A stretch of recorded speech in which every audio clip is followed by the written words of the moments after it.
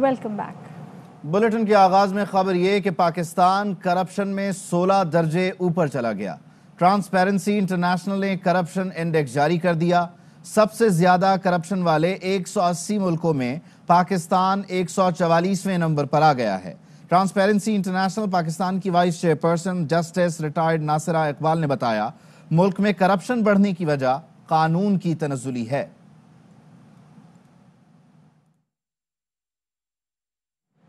मौजूदा हुकूमत ने करप्शन के खिलाफ सबसे ज़्यादा इक़दाम किए। वज़ीर आज़म इमरान खान का ट्रांसपेरेंसी इंटरनेशनल की रिपोर्ट पर रद्द-ए-अमल सामने आ गया।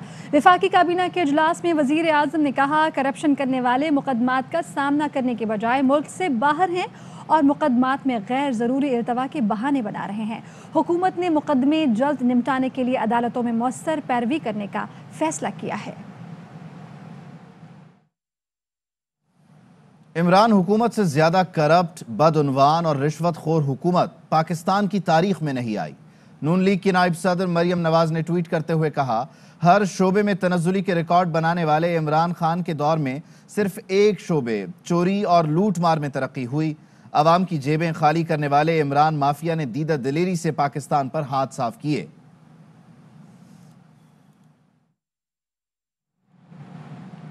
और आगे बढ़ते हुए आपको बताएं कि ट्रांसपेरेंसी की रिपोर्ट में माली करप्शन की बात नहीं की गई। वज़ीर इत्तलात फवाद चौधरी ये कहते हैं कि रिपोर्ट कानून पर अमलदारी के हवाले से है।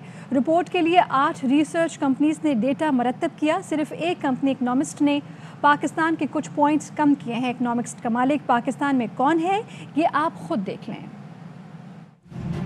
ट्रांसपेरेंसी इंटरनेशनल की रिपोर्ट के ऊपर भी डिस्कशन हुई है। पूरी रिपोर्ट, कंट्री स्पेसिफिक रिपोर्ट अभी पब्लिश नहीं हुई। अभी तक जो रिपोर्ट सामने आई है उसमें भी फाइनेंशियल करप्शन शामिल नहीं है। वो रूल ऑफ लॉ और स्टेट कैप्चर के मामला शामिल हैं।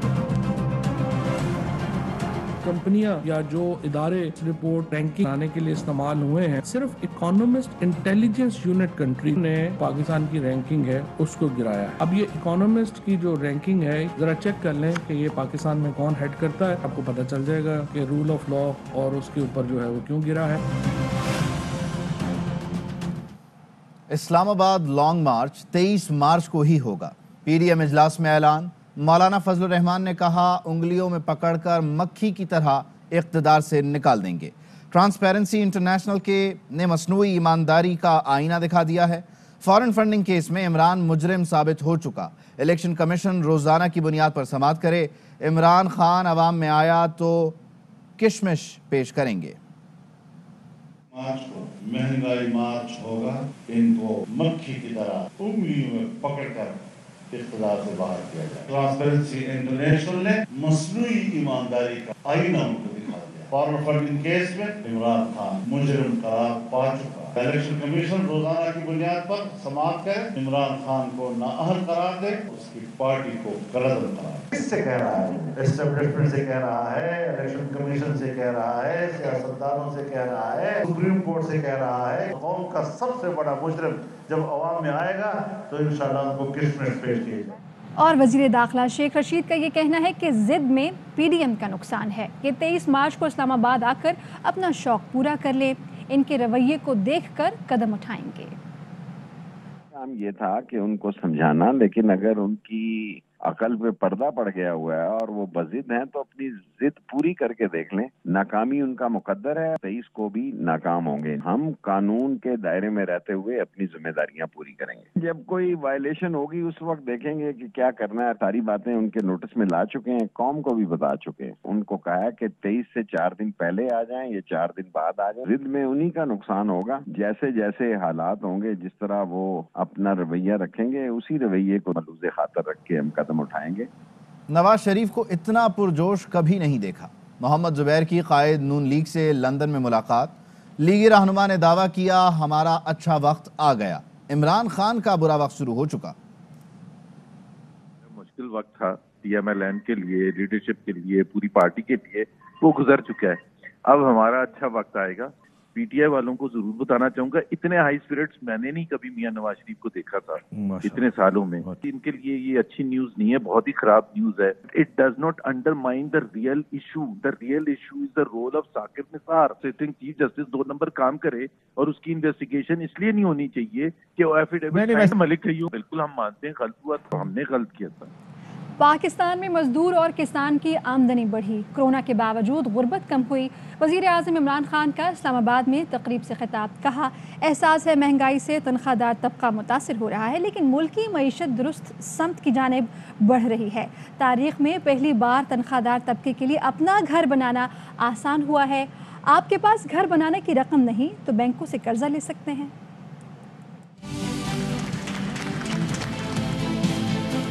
की वजह से 1 साल में सारी कीमतें ऊपर चली गई हैं। उसके बावजूद वर्ल्ड बैंक ने कंफर्म किया कि पाकिस्तान की जो ग्रोथ रेट थी, जिस रेट के ऊपर पाकिस्तान की दौलत में इजाफा हो रहा है, आमदनी में इजाफा हो रहा है, वो 5.037% थी। कोरोना के दौर में बहुत तेजी से हमारी इकॉनमी आगे बढ़ रही है। एहसास है कि महंगाई की वजह से तनख्वाहदार तबका अभी मुश्किलों में है। दूसरी तरफ जो हमारा मजदूर है, क्योंकि कंस्ट्रक्शन हो रही है, मजदूरों की 40 से 60% की आमदनी वो बढ़ी है। सबसे ज्यादा फायदा किसानों को हुआ। कोरोना के बावजूद 4 इंडिकेटर्स हैं वर्ल्ड बैंक पे, उन चारों इंडिकेटर्स में पाकिस्तान में गुर्बत कम हुई है। Army chief general Qamar Javed Bajwa से बरतानवी लेजेंड फुटबॉलर माइकल ओवन की मुलाकात। DGISPR का कहना है आर्मी चीफ ने मारूफ फुटबॉलर का दौरा पाकिस्तान पर शुक्रिया अदा किया। सिपाह सालार ने कहा खेल अमन को फरोग देते हैं। पाकिस्तान में फुटबॉल के इंफ्रास्ट्रक्चर का फरोग काबिल तहसीन है। पाकिस्तान में नौजवान टैलेंट को सामने लाने के इक़दामात खुश आइंद हैं। माइकल ओवन वज़ीर आज़म इमरान खान और सदर ममलिकत आरिफ अलवी से भी मुलाकात करेंगे। और दुनियाई फुटबॉल के बड़े खिलाड़ी माइकल ओवन 3 रोज़ा दौरे पर पाकिस्तान पहुंच गए। ओवन कराची में NED यूनिवर्सिटी में अपनी उम्र से 10 साल कम नजर आना हर खातून की दरीना ख्वाहिश। सालगिरह का केक काटते हुए बख्तावर भुट्टो की भी शरारत। उम्र जाहिर करती मोमबत्तियों को आगे पीछे करके उम्र से 10 साल छोटी बनने की मासूम सी कोशिश करती रहीं।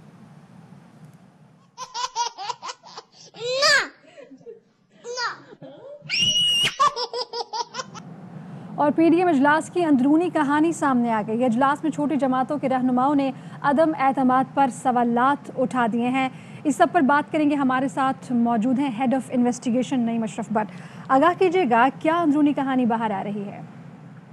जी बिल्कुल, जो छोटी जमातें हैं PDM की, उन्होंने सवाल उठाया जब अदम एतमाद की बात की गई नवाज शरीफ की जानिब से, तो उन्होंने कहा कि हमें ये देखना है कि कहीं जब हम अदम एतमाद लेकर आएँ तो एम्पायर की उंगली जो है वो उसमें रुकावट ना डाले, और ये भी देखना है कि वो किस तरफ उठेगी। और फिर उसके बाद मियाँ साहब ने कहा, बड़े यकीन थे और ये हैरान कुन उनकी ये यकीन है कि उनका मुझे यकीन है कि अब हाथ उठा लिया गया है हुकूमत से, और जो आप कह रहे हैं ऐसा नहीं होगा। फिर उन्हें पूछा गया कि ये भी तो हो सकता है कि अभी तक इत्तेहादी जो हैं उनके साथ हैं और इत्तेहादियों के तरफ से कोई इशारा भी नहीं दिया गया। तो फिर उन्हें कहा गया कि बिल्कुल इत्तेहादियों से राब्ते पहले होने चाहिए। बेसिकली मौलाना फजलुर रहमान भी जो हैं वो भी इतने गर्म जोश मीटिंग में नहीं थे अदम एतमाद पर।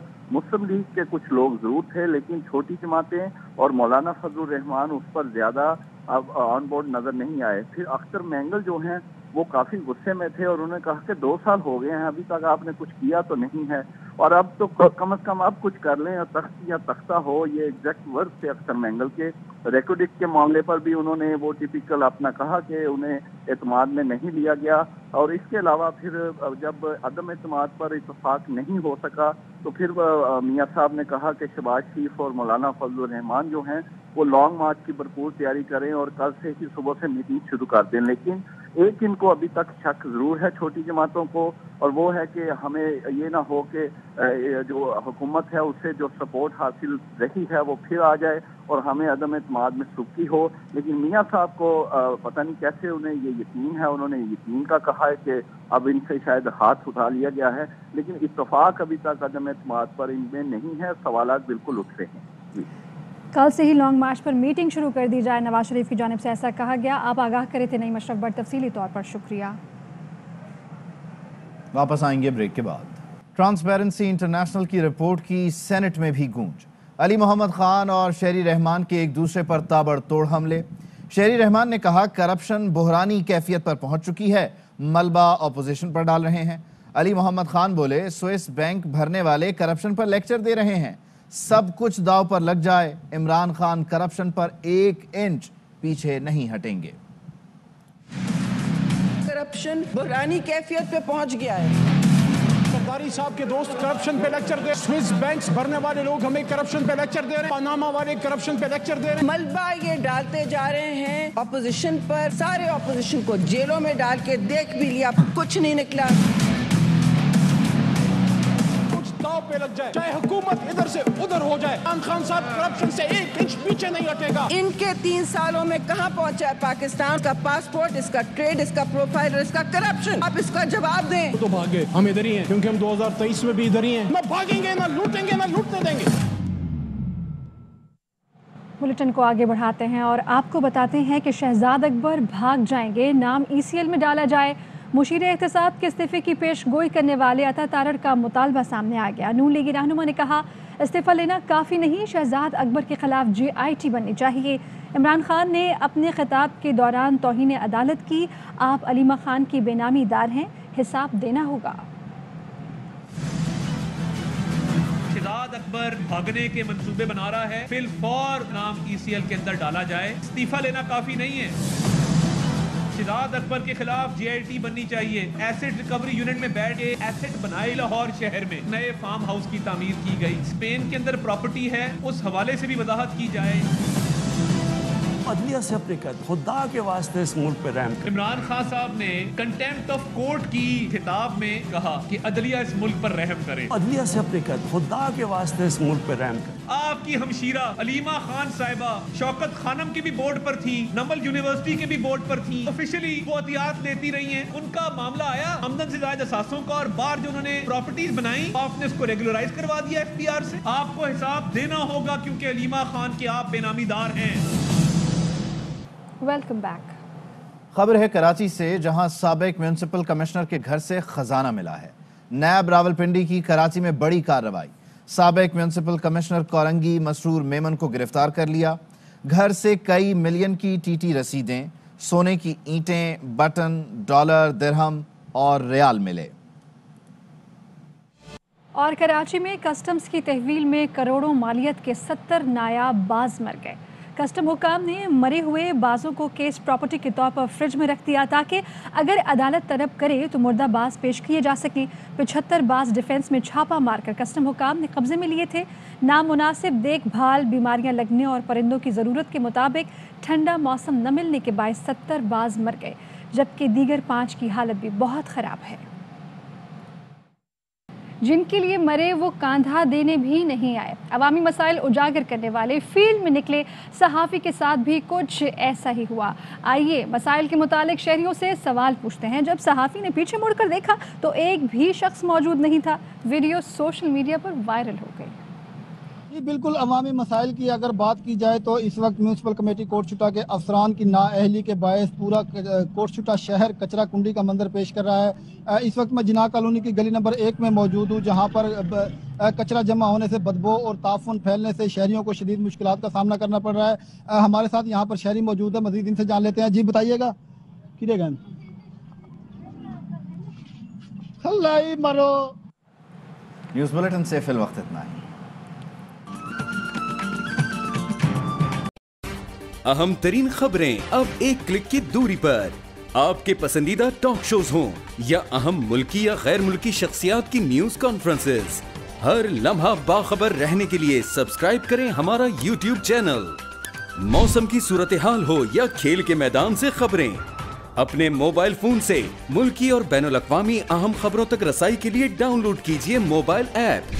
باوثوق ذرائع سے مصدقہ خبروں, تجزیوں اور تبصروں سے مستفید ہونے کے لیے وزٹ کیجیے پاکستان کی سب سے بڑی نیوز ویب سائٹ www.arYnews.tv. ان سب کے علاوہ پاکستان کا سب سے بڑا فیس بک پیج ہو, سب سے بڑا نیوز انسٹاگرام اکاؤنٹ یا پھر ٹویٹر, ARY نیوز پہنچا رہا ہے خبریں سب سے پہلے آپ تک, تاکہ آپ رہیں ہر لمحہ باخبر.